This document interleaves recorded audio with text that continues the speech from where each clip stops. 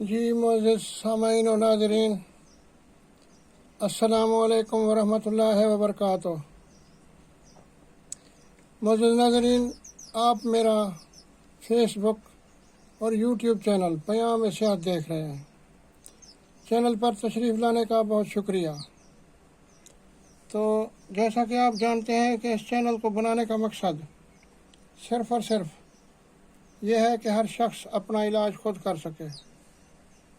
تو اس کا پہلا حصہ جڑی بوٹیوں پر مشتمل ہے اور دوسرا حصہ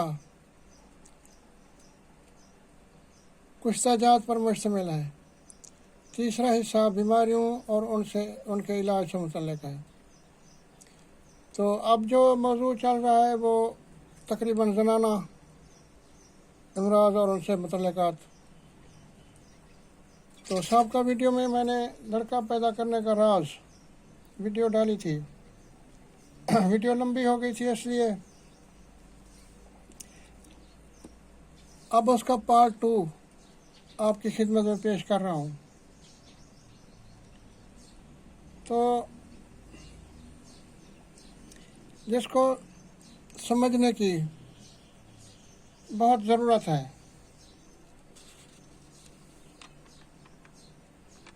تو ایسی کئی دوائیوں کا علم بھی ہمیں ہے جس میں ایسا وصف پایا جاتا ہے جس سے لڑکا پیدا ہوتا ہے۔ اگر مثال کے طور پر اگر سچے موتیوں اور جڑی بوٹیوں سے تیار کردہ ادویات تیسرے ماہ کے اندر کھلا دی جائیں تو اس کے استعمال سے لڑکا پیدا ہوتا ہے، اور بالکل بھروسہ کی چیز ہے۔ مثال کے طور پر سچے موتی لے کر ان کو عرق گلاب میں کھرل کریں، کھرل کرتے کرتے وہ بالکل باریک میدہ کی طرح ہو جائیں، تو یہ حاملہ عورت کو تیسرے مہینے شروع کرا دیں تو کبھی امید ہے کہ لڑکا پیدا ہوگا۔ اس کے بعد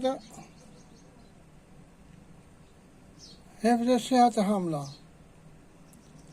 کی صحت کے بارے میں خیال رکھنا، چونکہ حمل ایک طبی اور قدرتی حالت ہے، اس لیے ضروری ہے کہ اس کے نتیجہ میں عورت کی صحت خاطر خواہ طور پر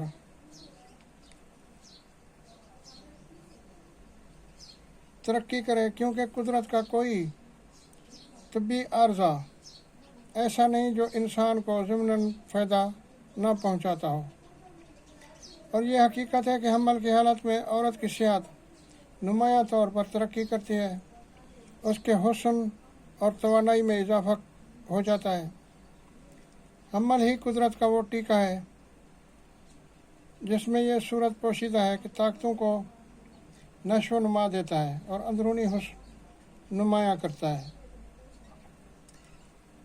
آج سے 200 سال پہلے جب مغرب میں موجودہ تمدن کی لعنت سے یکسر پاک تھا اور برتھ کنٹرول کا بھوت سروں پر سوار نہ تھا، حاملہ عورت ہی حسن و جمال کی دیوی سمجھی جاتی تھی، یہاں تک کہ حمل میں ہی وہ اپنی تصویر بنواتی تھی، اور جو بد نصیب عورت تصویر بنوانے کی خواہش کرتی تو وہ بھی پیٹ پر روئی باندھ کر مصور کے سامنے جاتی تاکہ تصویر خوبصورت معلوم ہو۔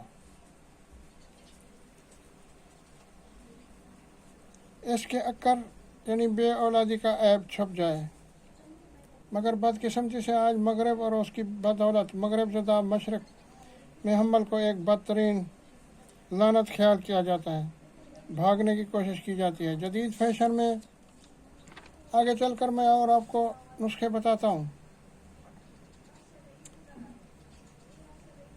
تو جدید فیشن میں داخل ہو گیا ہے۔ اس سلسلہ میں ہمارے پاس درجنوں ایسے نوجوان آئے جو یقیناً اولاد کے خواہش مند ہوتے ہوئے بھی صرف خوبصورتی کی حفاظت کے لیے غلط خیال سے برتھ کنٹرول کی خواہش مند تھے۔ گویا نوجوان طبقہ کا یہ خیال بہت ہی جاہلانہ ہے کہ دودھ پلانے والی عورت کے حسن و جمال میں انحطاط عارض ہو جاتا ہے، اور یہ وظیفہ عورت کے جسم کی خوبصورتی سے، اس کے قد کی زیبائی، اس کے شانوں، گردن اور سینے کے بھراؤ اور خوبصورتی میں کمی پیدا کر دیتا ہے۔ حالانکہ یہ جاہلیت ہے۔ عورت بچے کو دودھ پلائے تو بچہ کئی امراض سے بچ جاتا ہے اور عورت چھاتی کے کینسر سے محفوظ رہتی ہے۔ تو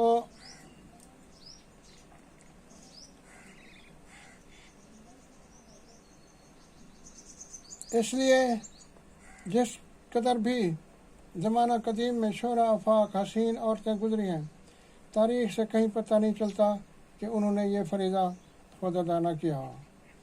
اس کے علاوہ اب ایسی دوسری قومیں آباد ہیں جو اپنے بچوں کو دوسری عورتوں سے دودھ پلانا عار سمجھتی ہیں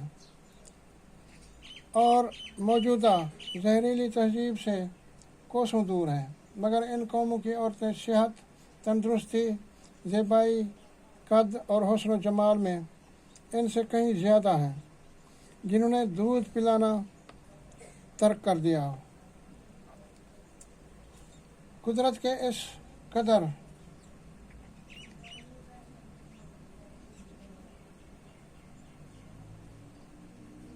حسین عمل سے عاری ہونا عورت اور بچے کی صحت پر اثر انداز ہوتا ہے۔ اگر ان میں عورتوں کا جبرانہ ہاتھ بھی شامل ہو جائے تو پھر انسانی نسل کی خیر نہیں۔ شرح پیدائش اور اموات میں کوئی تناسب نہیں، کیونکہ بچہ پیدا کرنے والی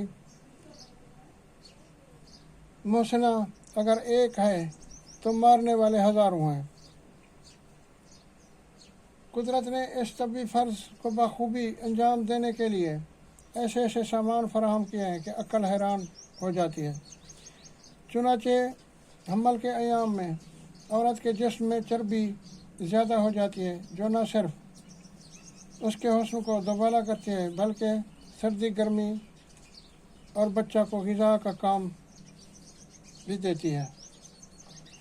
وضع حمل کے بعد سب سے زیادہ خطرہ جریان خون کا ہو سکتا ہے، جو حمل کی پیدائش کا لازمہ ہے، لیکن حاملہ کے خون میں ایسے ذرات کا کثرت سے اضافہ ہوتا رہتا ہے جس کی وجہ سے خون گاڑھا ہو کر جریان خون روک دیتا ہے۔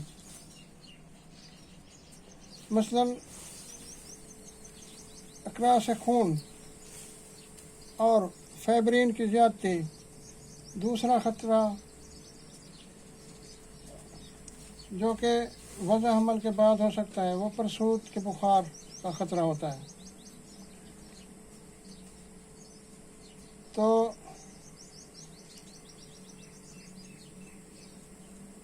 جو ہزاروں عورتوں کو موت کے گھاٹ اتار دیتا ہے، اس کا بھی قدرت نے حکیمانہ نظام کیا ہے کہ حمل کی حالت میں خون کے سفید دانے زیادہ ہو جاتے ہیں، جو موذی جراثیم کا اس خوبی اور چستی سے مقابلہ کرتے ہیں کہ وہ خیر یہ ذیلی باتیں ہیں۔ دوسری بات یہ ہے کہ حاملہ عورت کے کمرے میں یا اس کی جگہ میں خوبصورت بچے کی تصویر آویزاں کرنی چاہیے۔ اس کی بھی بہت سی مثالیں ہیں۔ بعض لوگوں کا خیال ہے کہ موسم سرما میں حاملہ کو زیادہ سے زیادہ کپڑے پہننے چاہیے، لیکن یہ خیال غلط ہے، بلکہ تہہ بتہ کپڑے پہننے والی عورتیں हवाई तब्दीलियों का मुकाबला सर्दी खाए बगैर नहीं कर सकते, इसलिए जिस्म के आराम और सहूलत के लिए मौसम सरमा में हल्का गर्म लिबास पहनना चाहिए। हामला को ऐसे कपड़े हरगिज़ नहीं पहनने चाहिए जिनसे इसके छाती और कमर के नीचे के अज़ा पर दबाव है। हाँ, अगर पहनने हैं तो बहुत ढीली, लेकिन जिन औरतों की छाती बड़ी हो उनको अपना छाती पोश इस्तेमाल करना चाहिए। नीज़ हामला औरतों की हरकत और सकनात का असर उनके पैदा होने वाले बच्चे पर कितना अजीब पड़ता है, इसका अंदाज़ा मैं आपको बताता हूँ। मशहूर तबीब बुकरात के ज़माने में एक शहज़ादी के यहाँ हबशी बच्चा पैदा हुआ।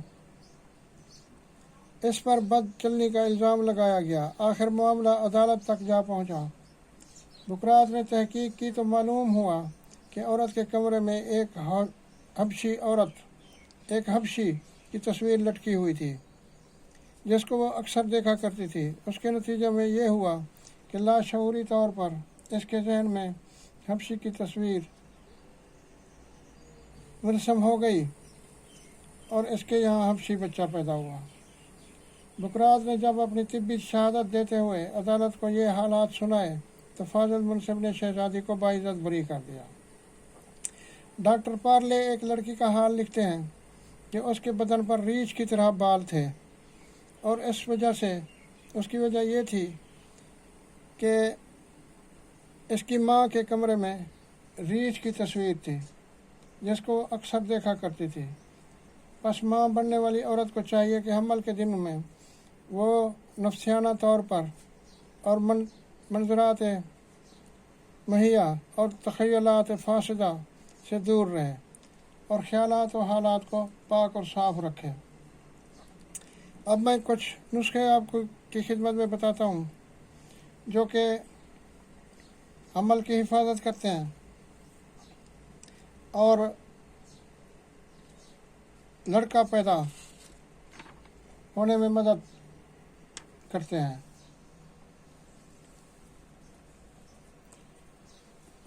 पहला नुस्खा तो मैंने आपको बता दिया कि मोती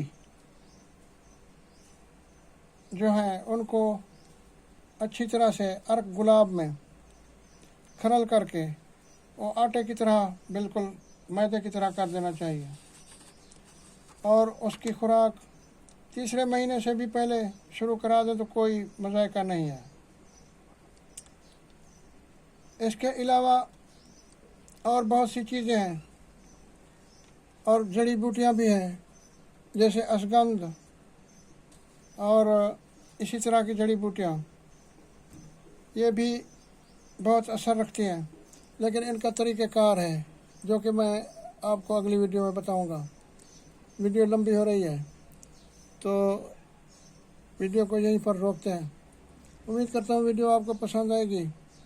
वीडियो को लाइक कर दिया करें और चैनल को सब्सक्राइब करके घंटी के निशान को दबा दिया करें ताकि मेरी आने वाली तमाम वीडियोज़ की नोटिफिकेशन आप तक पर वक्त पहुँच सके। तो अगर ऊपर वाले ने ज़िंदगी बख्शी तो अगली वीडियो में मुलाकात होगी। तब तक के लिए अपनी दुआओं में याद रखिएगा। अल्लाह हाफ़िज़।